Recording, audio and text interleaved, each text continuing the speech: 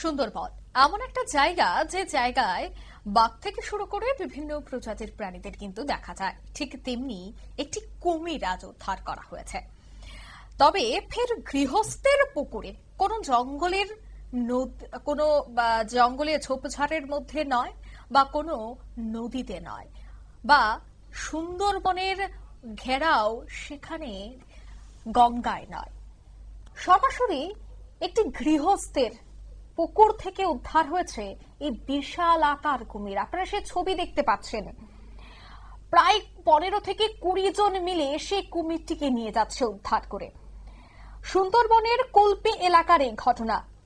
মনে করা হচ্ছে যে বৃষ্টির মরশুম চলছে এবং এই বর্ষায় হয়তোবা গভীর জঙ্গলের ঝোপঝাড় বেয়ে এসে এই পুকুরে এসে পড়েছে বৃহৎ আকার এই কুমিরটি। যদিও বনকর্মীদের খবর দেওয়া হয়েছে, বনকর্মীরা ঘটনাস্থলে উপস্থিত হয়েছে, উদ্ধার করে এই গভীর জঙ্গলে নদীতে ছেড়ে দেওয়া হয়েছে কুমিরটিকে। সুন্দরবনের গভীর জঙ্গলের নদী থেকেই বেরিয়ে এসেছে বলেই মনে করা হচ্ছে। তবে এই কুমিরটিকে দেখার জন্য এলাকায় দেখা গেছে কৌতূহল মানুষের প্রচুর ভিড়। দিয়ে নিচে ছোট্ট একটি বিজ্ঞাপন বিরতির সঙ্গে থাকুন।